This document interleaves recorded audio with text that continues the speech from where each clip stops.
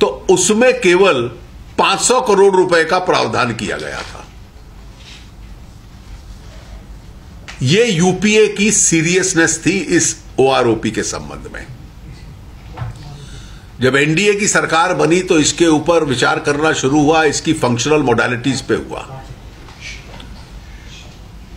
उस वक्त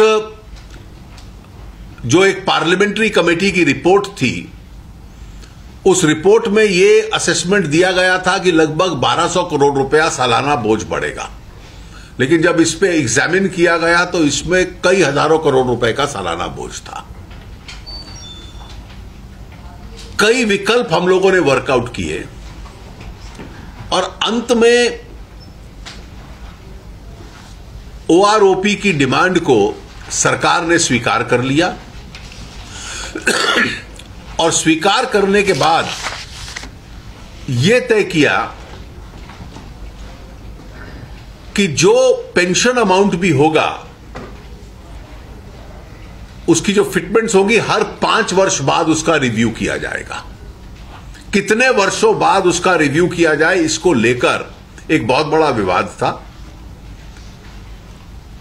government employees के केस में 10 साल बाद वेतन आयोग बैठता है और 10 साल बाद दोबारा पेंशन का फिटमेंट होता है।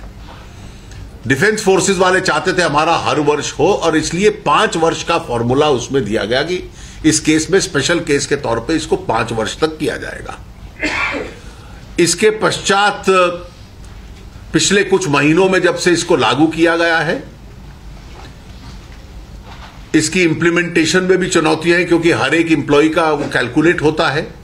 रिटायर्ड पर्सनल पूरे देश में फैले हुए हैं, कई लोग गोरखा रेजिमेंट के नेपाल में हैं और इसलिए स्टेट बैंक के माध्यम से उनको पेंशन दी जाती है और हर एक रिटायर्ड एम्प्लॉय को इस चेंज्ड आधार के ऊपर उसकी पेंशन दी गई। कुछ लोगों ने कहा कि हमारे कुछ ऐसे विषय हैं जो अनरिजॉल्व्ड हैं। उन अनरिजॉल्व्ड विषयों के लिए सरकार ने जस्टिस रेड्डी कमेटी बना दी कि इसके ऊपर अपनी फाइंडिंग दीजिए। पिछले सप्ताह उन्होंने अपनी फाइंडिंग दी है सरकार को। सरकार उसके ऊपर भी विचार करेगी और उसमें से क्या स्वीकार हो सकता है, क्या स्वीकार नहीं हो सकता, फाइनली डिफेंस मिनिस्ट्री उसके ऊपर अपना मत लेगी।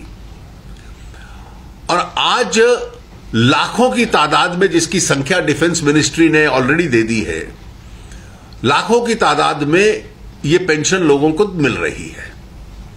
जिन लोगों के केसेस में स्वाभाविक विवाद रहते हैं कुछ केसेस में, और उनको भी उन्होंने कहा कि अगले 2 महीने में हम लोग रिजॉल्व कर देंगे। कोई ट्रेसेबल नहीं होता, किसी का एड्रेस बदल जाता है, किसी के कैलकुलेशन एरर हो जाता है। कुछ केसेस में बैंक ही अपने आप में कैलकुलेशन एरर्स कर लेता है कि जब आपको लाखों की तादाद में देने हैं तो ऐसे स्वाभाविक थोड़े एरर्स रहेंगे।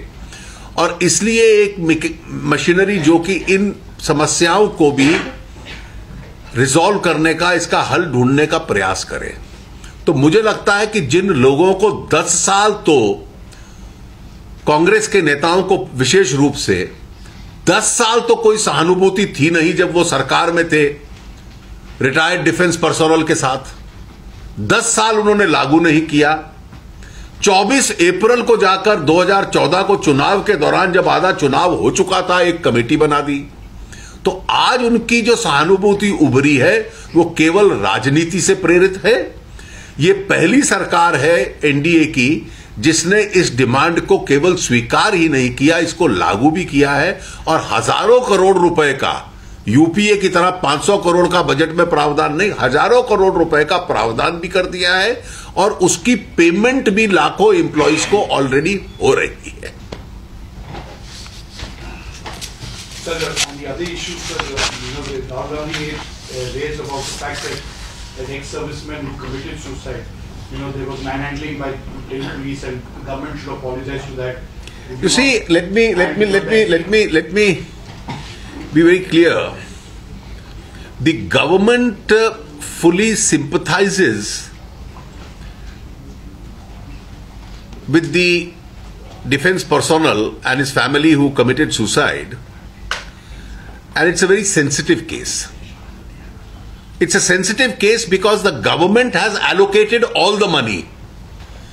Now, obviously, at the communication at the bank level, there seems to have been some problem in calculating his entire service, which was divided into two parts. Now, this was a procedural problem which could have been resolved at the level of the bank or the department dealing with it.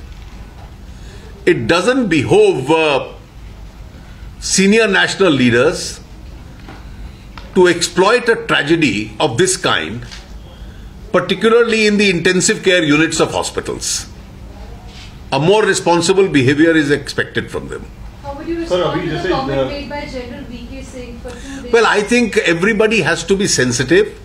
It's obviously seems to be an administrative lapse. It's not a lapse where OROP was not granted. It's not a lapse that there was any exception made in his favor. Obviously, the communication with the bank, there seems to be some gap in that. And therefore, he was given pension for one part of his service and not for the other part of his service, which he was legitimately entitled to. And therefore, we must appreciate the sensitivity. If a person under stress has committed suicide, I do sympathize with him. And all our comments have to be sensitive on this issue. It's equally important that nobody tries to convert a personal tragedy of an individual into a political gain for a party whose fortunes are otherwise sinking. Thank you.